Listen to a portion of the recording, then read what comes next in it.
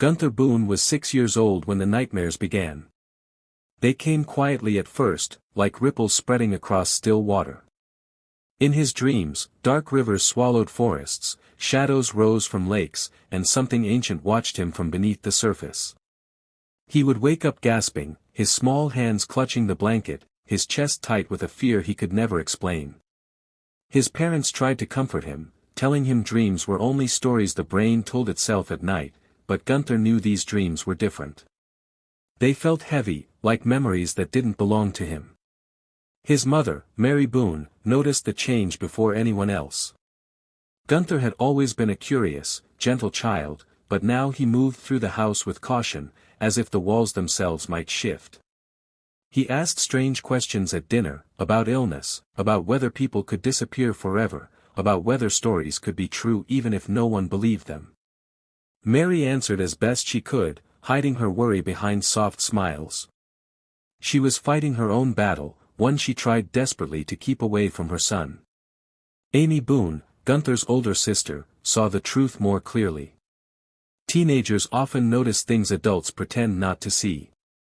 She saw their mother growing weaker, her hands trembling when she thought no one was watching, her breath catching after short walks. Amy carried her fear quietly, wrapping it in sarcasm and eye rolls, but at night she cried into her pillow, terrified of a future where their family was broken. The diagnosis came like a storm that arrives without warning. Cancer. The word hung in the air, sharp and unforgiving.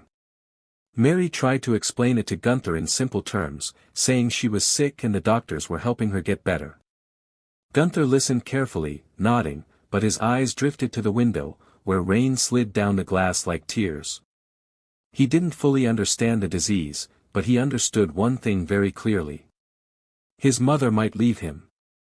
That night. They moved slowly after that, deeper into the forest where the light thinned and time felt unreliable. Jim led the way, his steps careful, his eyes scanning the ground and the trees as if reading a language only he understood. Gunther stayed close behind him, gripping the straps of his backpack, while Amy brought up the rear, constantly checking over her shoulder. The farther they went, the quieter the forest became, until even their footsteps felt too loud. Jim explained that the forest shifted for those who entered it with desperate hearts. Paths didn't stay still. Landmarks changed. The forest tested intention, not strength. Amy didn't like the sound of that. She asked what happened to people who failed the test. Jim didn't answer right away. When he finally spoke, his voice was low and flat. Some got lost. Some never came back. Some came back different. As the hours stretched on, Gunther began to feel strange sensations. Sometimes he felt light, almost floating, and other times his chest tightened as if the forest itself was pressing down on him. He heard whispers that sounded like his mother's voice calling his name, and once, he swore he saw her standing between the trees, smiling at him. Each time, Jim stopped him before he could run toward the illusion. He warned that the forest used memories as bait. Amy grew increasingly uneasy. She watched her brother carefully, noticing how his eyes lingered too long on shadows, how he sometimes spoke as if answering questions no one had asked. She worried that the forest wasn't just testing them. She worried it was claiming him. They reached a narrow ravine where a stream cut sharply through stone. The water rushed violently, far different from the calm pool they had seen earlier. Jim told them this stream was part of the same system, a reminder that water could heal or destroy depending on how it was approached. To cross it, they had to step on slick stones, spaced unevenly, with no room for error.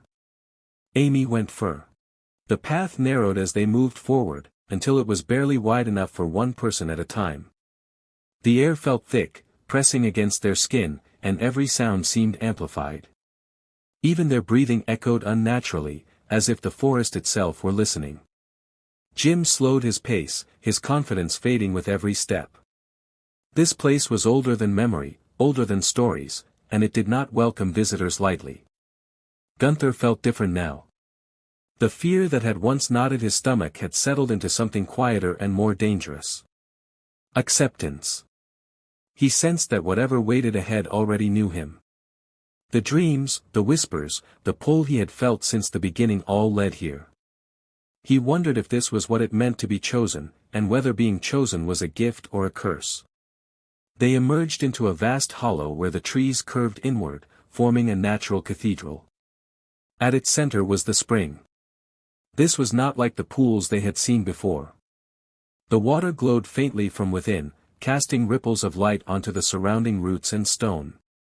The surface shifted constantly, never fully still, as if breathing.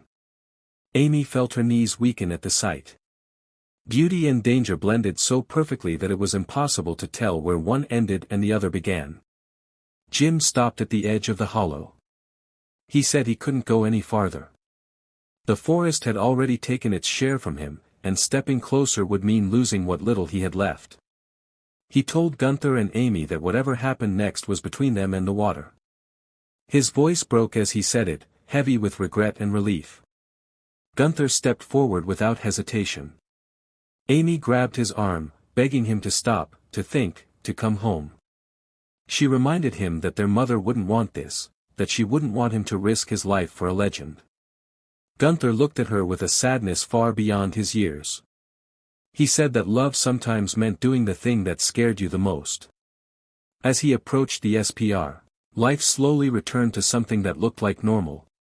Mary Boone's health continued to improve, and the house that had once felt heavy with fear began to fill with light again. She cooked meals, laughed more freely, and walked through the rooms without stopping to catch her breath. Doctors called it an unexpected recovery. Friends called it a miracle. No one ever used the word magic, and Gunther never corrected them. To the outside world, Gunther was just a quiet boy who had been through something hard. To Amy, he was different. She noticed it in small ways. He no longer asked questions about legends or mysteries. He stopped drawing strange creatures and hidden worlds. He slept deeply, without dreams, and woke without excitement. It was as if a door inside him had closed, sealing away a part of who he used to be. Amy carried guilt like a shadow. She had helped him reach the forest. She had watched him step into the water. She wondered if she should have stopped him, even if it meant losing their mother. Some nights, she lay awake listening to Gunther's steady breathing, afraid that one day he would realize what he had given up and resent her for it. Gunther, however, felt no anger. He felt calm, grounded, almost numb. He loved his mother deeply, and every smile she gave him reinforced his belief that the cost had been fair. Still, there were moments when he sensed an absence, like a word on the tip of his tongue that would never come. When he stood near rivers or lakes, he felt nothing but cold water and reflected sky. The forest no longer whispered his name. Months passed. Jim Bussey was seen less and less near town, and eventually not at all. Some said he had finally left. Others believed he had returned to the forest for good. Gunther sometimes thought about him, wondering if the man had found peace or if the forest had claimed him in a quieter way.